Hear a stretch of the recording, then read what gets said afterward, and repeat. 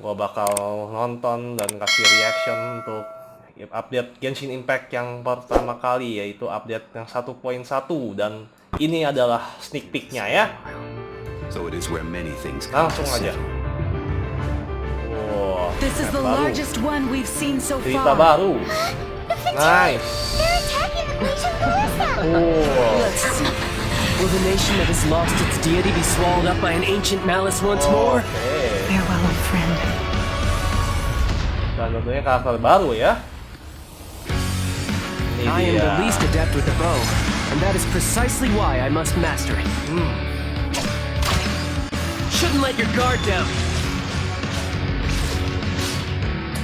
Nothing can be accomplished without rules or standards.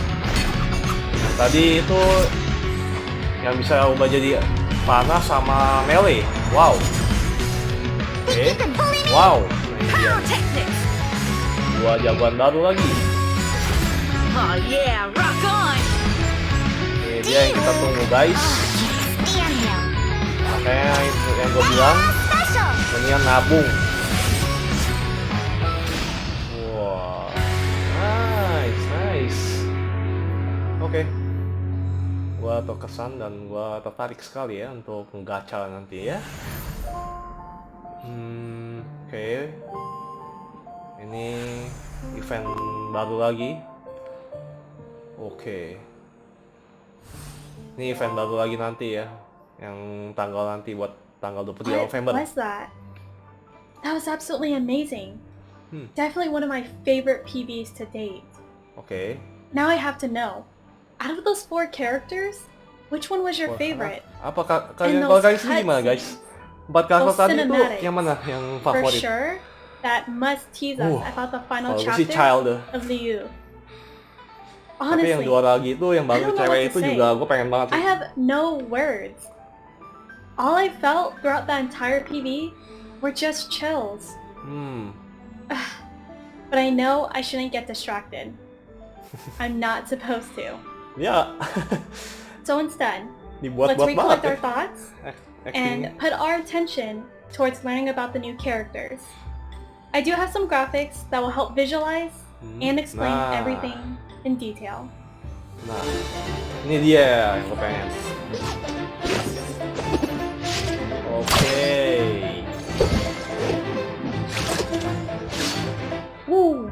A warrior must always be ready to face any challenge with his blade. The outcome of the battle is irrelevant. What matters is that you learn from the experience. Starting off, I introduced to you Childe, or also known as Tartaglia.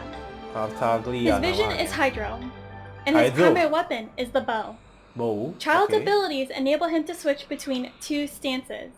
Not only can he deal Hydro damage with a fully charged arrow, but he can also deal Hydro damage during his melee stance. However, only within a limited amount of time.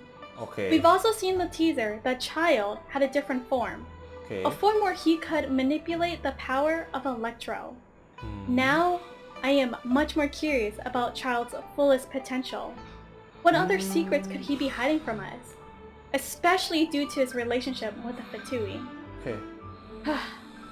Jadi dia bisa, kayaknya ya, gue tangkap ya, dia bisa manipulasi elektro juga.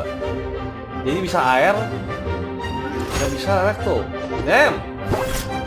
Nah ini apa? Ini kayaknya es nih. My ears and tail are no prop, they're real. Proof of my cat's line bloodline. It's only weird to you because you've never seen it before.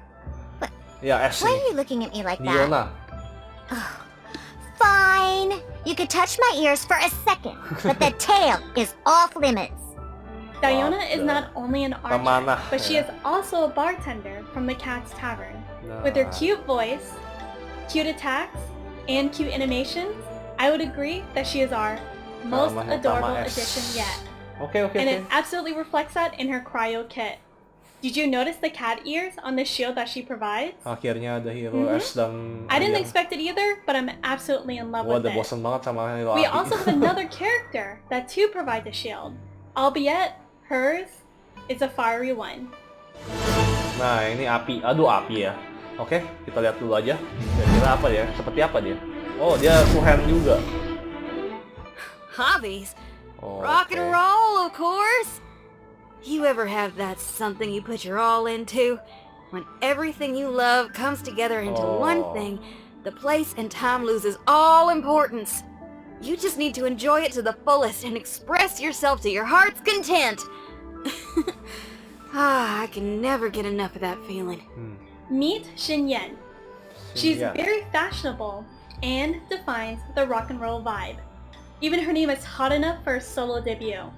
I love how her skills mimic like I'm attending at a live concert. And the rhythmic pulsations from her pyro shield would easily scorch her enemies. Yet, despite of her intensity, I'm kind of curious about her background. Oh, ada shield apinya Mostly because she's from Liu. And I'm curious how her rock and roll personality may clash against Liu's ancient traditions. Now that I think about it, I wonder how Xinyan would handle herself dia kayak keluarin aura with api Zhongli. Spesial. Nah, ini Geo. Coba kita lihat ya. Mungkin gua sedikit tertarik sama Geo ini. The rules of trade are bound by contracts, and this is fair. There is one thing you must never forget when making and abiding by a contract. If fairness is lost, then the contract shall become proof of one's deception. Okay.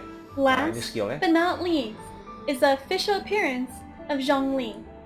He's very knowledgeable in every topic relating to the history and culture of Liu.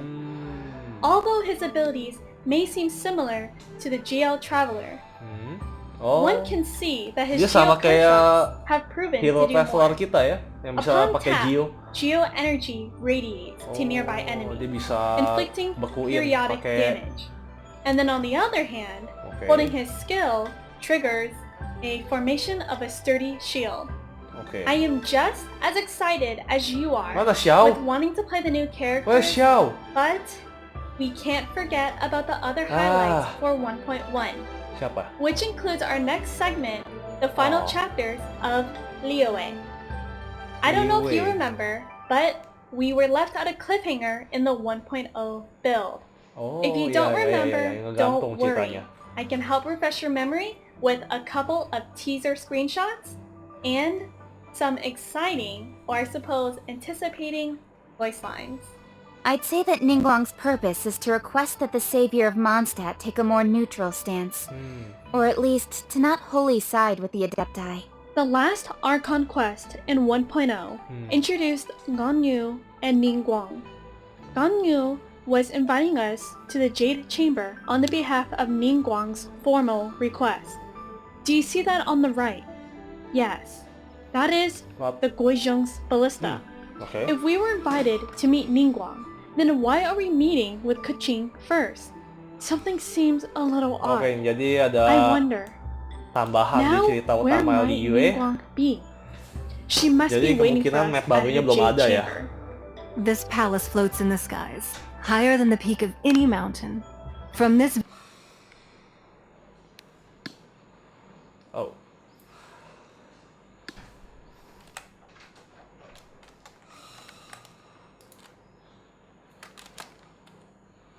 This palace floats in the skies, higher than the peak of any mountain. From this vantage point, one may survey all of Liyue. One day, I believe it will overshadow all 7 nations. It's said that she's the one behind the constant expansion of the Jade Chamber. It's the second most important thing to her. Even if she ever gave up the position of Tianquan, she would never give up the Jade Chamber. Wow. The scenery from the Jade Chamber is so breathtaking. This is definitely another scenic spot for a perfect photography shot. For how extravagant the architecture must be, it explains why Ningguang is such an ambitious woman. Do you think this could perhaps give us more hints about Zhongli and his influence? Or maybe more hints about the deep secrets within the Jade Chamber?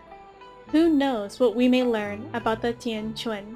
As a mortal, I've never dared to imagine a Liyue without Rex Lapis. But as an Adeptus, I think I will eventually come to grips with reality. Since Rex Lapis has passed, the time of Liyue's contract with the gods and Adepti has now reached its end. We may not know much about her, but Ganyu is a mix of a human and an Adeptus. It must be so difficult though. With her background, she may be more sensitive about the recent Rex Lapis incident. Ganyu has to cope with the tension between the humans and the Adepti. Between the two opposing factions, which side do you think she'll have to choose? For how gentle her heart is, I hope she will never have to come to that unfortunate decision. Because we are Adepti. Ni Xiao. Do you recognize this familiar face? I hope so, because it's Xiao. However, please take note as to where he's standing. Yeah, look at the background. That's right. What could Xiao possibly be doing at the Jade Chamber? Aren't the Adepti and Xixing at conflict with one another? I fear for what may happen next. I hope that everyone involved will be safe. That is all that I ask for. A happy ending. Until one drizzly day, as I was strolling along the harbor, I heard a merchant tell one of his workers, "You finished your duties. Go ahead and call it a day." I stood motionless among the crowds, asking myself, have I already finished my duties? Similar to Ganyu, Zhongli is also going through self-reflection since the death of Rex Lapis. I cannot imagine how he must be feeling. It's no doubt that over time, everything does change. Now it's just whether Zhongli will accept those changes. The Liyue Qixing always repay their debts. And as you have heard, our eyes see far and our reach is long. Name your price. You deserve that much. Well, that's interesting. Who's Qixing referring to? Could it be us, the travelers? If so, then what could this mean? I'm very curious what our dialogue options may be, and what we can ask from Liyue's Xixing. You've already fulfilled your task as guides, so why do you still linger here? Haven't you already seen enough trouble for today? As such, we must now look to our backup plan. I will awaken the god that lies dormant beneath Guyon's stone forest. Why does Childe sound so angry? Did we do something to upset him? Even though we know he's associated with the Fatui Harbingers, it's scary that his organization may have discovered a way to manipulate multiple elements. Though this ability does seem to have its own limitations, such as they cannot seem to use it without transforming into another form. But wait, if the Traveler can also switch between elements, then wouldn't that make the Traveler also a Fatui Harbinger as well? No, that would be simply ridiculous. Oh wait, it seems that we have some footage to share. Let's see what it is.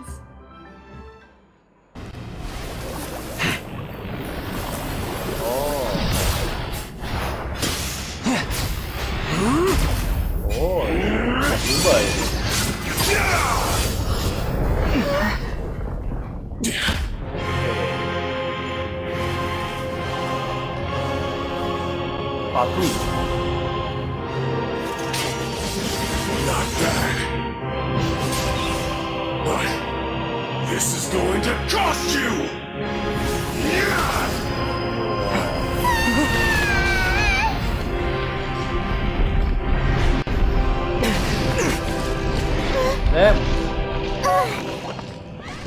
Saya melihat spoiler ya. Tapi nggak apa-apa. I don't care. Okay. No way. Why is the Traveler and Childe fighting? And for what reasons? Hold on, we don't have any more information about this? Oh my... That's another cliffhanger! Gimana coba? I suppose I shouldn't be too upset. Since on the bright side, we finally hit at the point in the stream to distribute today's gift code. On the screen, there's a code that you can only redeem once. Oke, sorry tadi jadi videonya kepotong karena dia live streamingnya udah beres dan gue udah ketinggalan tadi pas gue refresh. Nah, ternyata udah video atau di private sama dia. Jadi oke, gini aja. Jadi yang udah pasti dapat itu nih kan dia bagi kode tadi Genshin ZHB 30 160 Primo Game. Ini lumayan banget. Terus kita bisa bikin portable kitchen. Terus juga ada portable waypoint. Nah, kemudian juga ada semacam kompas buat nyari chest sama nyari anemo atau geoculus di mana yang belum kita ambil lokasinya, nanti dia bisa ngedetect pakai alat tersebut. Nah, alatnya itu dapetnya gimana? Kalau nggak salah dia mesti crafting di meja crafting ya, di kota gede biasa, di kota major. Nah, kemudian resin cap-nya ditingkatin dari 120 jadi 160. Kemudian juga ada free event Fischl pakai resin dia, tapi dapetinnya mesti pakai resin. Nah, itu mungkin nanti mesti lawan bos atau apa semacamnya baru bisa dapat Fischl secara gratis ya. Orang masih belum detail juga. Kemudian dapat reputation system. Nah, ini bakal ada reputation system yang istilah nanti ada hadiah-hadiah menarik. Mostly itu skin sih, kosmetik seperti kartu dan sayap. Sayapnya itu keren, kalau gue lihat itu dia bisa sesuai sama dengan daerahnya itu, yaitu di Mondstadt. Warnanya kalau nggak salah hitam kebiru-biruan. Terus sama satu lagi yang Liyue juga ada sayapnya kayak kecoklat-coklatan merah gitu. Keren pokoknya, tapi hanya kosmetik. Kemudian yang paling penting situ ada extra reward daily dan maupun weekly. Nah, ini ada hadiah-hadiah tambahan lainnya yang which is gue lihat sih mostly itu alat-alat buat upgrade sih, bahan-bahan material. Ya udah, jadi itu aja. Ada hero-heronya juga ya, ada 4 yang baru, yaitu Childe, Zhongli, Xinyan, sama hero S, gue lupa namanya siapa. Jadi dicatat aja itu tanggal 23 November update-nya 1.1. Kemudian dia juga ada update storyline di Liyue, karena kan misi utamanya kemarin katanya gantung ya. Gua sih sendiri belum tamat sih, tapi well ya udahlah ya. Kita langsung nanti gua bakal tetap main yang penting. Nah, yang mengecewakan palingan Hero Xiao ternyata masih belum ada beritanya bakal dirilis di update 1.1 ini.